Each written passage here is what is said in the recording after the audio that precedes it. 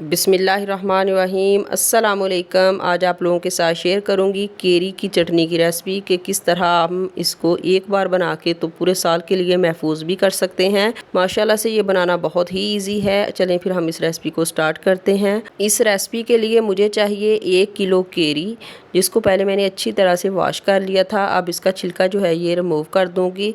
आजकल केरियों का मौसम है तो आप इससे मुख्तलिफ तरह के अचार, चटनी या फिर मुरब्बा वगैरह जो है वो बना सकते हैं। बस सबसे पहले तो हमने इन सब का छिलका जो है ये रिमूव कर देना है। फिर उसके बाद हम इसकी करेंगे कटिंग करने से पहले हमने सबसे पहले तो इसके अंदर जो गुठली होती है ना उसको हमने रिमूव कर देना है। उसके बाद हम इसकी कटिंग करेंगे। आजकल केरियों का मौसम भी है तो आप इस मज़ेदार सी रेसिपी को बनाएं और बनाकर महफूज कर लें। अक्सर गर्मी के मौसम में सालन वगैरह खाने को जब दिल नहीं चाहता तो आप इस मज़ेदार सी रेसिपी के साथ इंजॉय कर सकते हैं। इसको नाश्ते में खा सकते हैं, दोपहर के खाने में खा सकते हैं।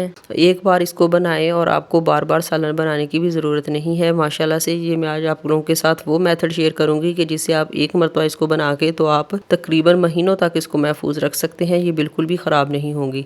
अल्हम्दुलिल्लाह सारी केरियों की कटिंग हो चुकी है। अब यहाँ पे एक कढ़ाई के अंदर मैं ऐड करूंगी 2 टेबलस्पून कुकिंग ऑयल। फ्लेम को हम मीडियम टू लो रखेंगे और इसके अंदर मैं कुछ स्पाइसेस ऐड करूंगी, जिसमें ज़ीरा 1 टीस्पून, 10 से 12 अदद साबुत काली मिर्चें और हाफ टी स्पून राई दाना इसके अंदर ऐड करेंगे और इसको हल्का सा हम रोस्ट कर लेंगे। मीडियम टू लो फ्लेम पर ही हमने इसको फ्राई करना है ताकि इसका ज़बरदस्त सा फ्लेवर निकल के आ जाए। इसे 30 सेकंड तक फ्राई करने के बाद इस जो केरियां मैंने कट करके रखी हुई थी वो सारी की सारी इसके अंदर ऐड कर देंगे। फ्लेम हमारा मीडियम टू लो रहेगा। मीडियम टू लो फ्लेम पर ही हम इसको 3 से 4 मिनट तक जो है ये पकाएंगे। उससे पहले मैं इसके अंदर कुछ स्पाइसेस ऐड करूंगी, जिसमें 1 टीस्पून नमक, 1 टीस्पून लाल मिर्च पाउडर और हाफ टी स्पून इसके अंदर हल्दी पाउडर ऐड करेंगे। अभी मैंने इसके अंदर यही मसाले ऐड करने हैं। जो मसाले मेरे पास रह गए हैं वो मैंने कब ऐड करने हैं ये मैं आपको आगे चल के बताती हूँ। इसको हम 3 से 4 मिनट तक फ्राई करेंगे। जैसे जैसे हम इसको फ्राई करते जाएंगे केरियां अपने पानी के अंदर ही सॉफ्ट होना शुरू हो जाएंगी। इसको 3 से 4 मिनट तक फ्राई करने के बाद इसके अंदर मैं ऐड करूंगी शुगर आपने केरियों के हिसाब से ऐड करनी है। अगर तो ज्यादा खट्टी है तो आप ज्यादा ऐड कर लीजिएगा,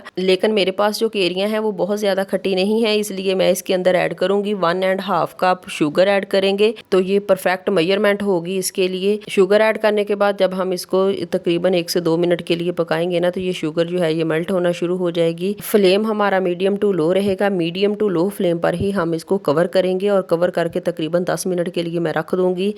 और ये शुगर जो है ना ये बिल्कुल अच्छी तरह से पानी वगैरह जो है वो छोड़ देगी और इसी पानी के अंदर ये केरियां हमारी पक के तैयार होंगी। माशाल्लाह से 10 मिनट के बाद आप देखिएगा कि शुगर ने कितना ज़्यादा जो है ये पानी छोड़ दिया है। और इसी पॉइंट पे इसके अंदर मैं बेहतरीन सी खुशबू के लिए ऐड करूंगी थोड़ा सा इलायची पाउडर। अगर आपके पास इलायची पाउडर नहीं है तो आप इसकी जगह पे साबुत इलायची का भी इस्तेमाल कर सकते हैं। और हाफ टेबल स्पून इसके अंदर मैं चाट मसाला ऐड करूंगी, इससे बहुत ही ज़बरदस्त फ्लेवर आएगा। और हाफ टी स्पून इसके अंदर मैं काला नमक ऐड करूंगी। बेहतरीन टेस्ट के लिए काला नमक जो है ये बहुत ज़्यादा ज़रूरी है। अगर आपके पास काला नमक नहीं है तो आप सफ़ेद नमक की मिकदार जो है वो डबल कर दीजिएगा। बस इसको अब हम तकरीबन मीडियम फ्लेम पर जो है वो तकरीबन 5 से 6 मिनट तक पकाएंगे ताकि ये चाशनी जो है ये हमारी अच्छी तरह से गाढ़ी हो जाए। इसी पॉइंट पे अगर आपको रेसिपी पसंद आ रही है तो रेसिपी को लाइक और चैनल को सब्सक्राइब करके बेल आइकन को ज़रूर प्रेस कर लीजिएगा। आप सब लोगों का बेहद शुक्रिया। जहाँ भी रहिए हैप्पी रहिए और हेल्दी रहिए। अपना और अपनी फैमिली मेम्बर्स का ढेर सारा ख्याल रखिए। माशाल्लाह से हमारी केरी की चटनी बन के तैयार हो चुकी है। अब मैं आपको डिश आउट करके दिखा देती हूँ। एक मरतबा इस रेसिपी को ज़रूर ट्राई कीजिए और फीडबैक में लाजमी बताइए कि आपकी रेसिपी कैसी बनी। दुआओं में याद रखिए। मिलते हैं एक और नई मज़ेदार सी रेसिपी के साथ। अल्लाह हाफिज़।